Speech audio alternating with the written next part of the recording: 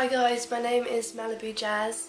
This is my very first YouTube video and I hope you guys really like it. So today's video is going to be on my snug piercing, which is this one here going through the middle of my ear, just so you can see.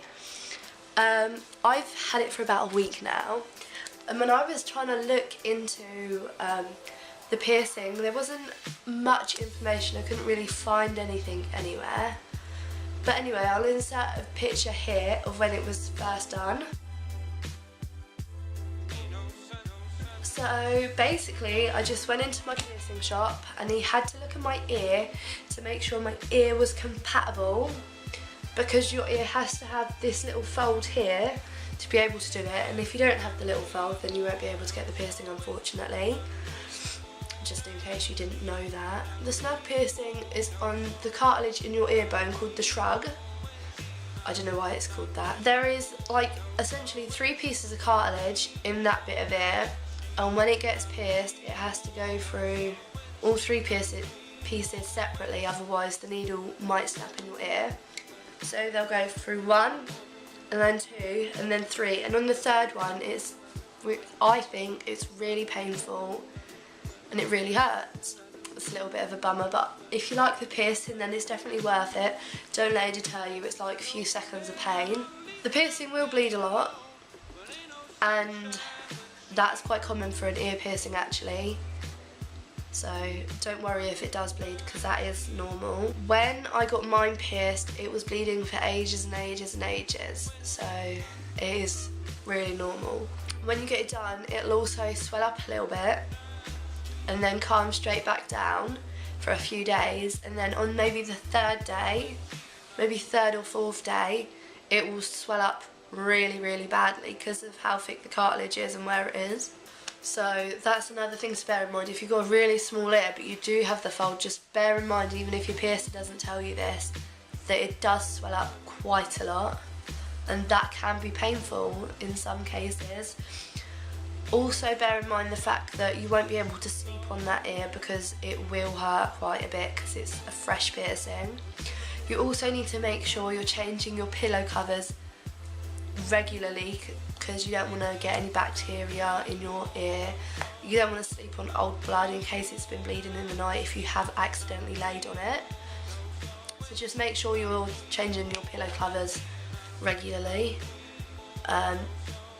That's very important. Clean it twice a day, but no more than 3 times, because otherwise you will harm the piercing and it won't heal as good. So if you can't find a piercing solution, you can make your own at home with a 1/4 teaspoon of salt and some hot water. Just stir it a little bit and then make sure it's hot, but not too hot that it burns, otherwise that won't be very good either. And then just get a Q-tip, dip your Q-tip in your solution and just rub it around. You can also order H2O Ocean off Amazon. I'm not sure how much that is because I don't personally use it, but apparently that's really good to use on your piercings. You could do that. Whatever you do, don't use hydrogen peroxide or any ointment or anything like that, or any antibacterial anything, because otherwise the piercing won't heal. The piercing won't heal because it won't be able to heal itself, because it will have the antibodies doing it for it, which isn't very good for the piercing. The healing time is about anything from 6 months to 18 months. So just be wary that it is quite a long healing time. That's something to really consider before you get it pierced. Also, before you get it pierced, make sure you're finding a good piercer. Don't just go to anybody. Make sure, because it's quite a thick bit of cartilage, it's the thickest bit in your ear, so you need to make sure you're going to a really good piercer who is like really clean. You can have a straight barbell or a curved barbell in your piercing, it just depends, but once you picked one you can't change because it's so thick. The cartilage just kind of goes around it, so you can't change once you've picked one. But normally people do go for the curved barbell because of where it is and the shape of that bit of cartilage.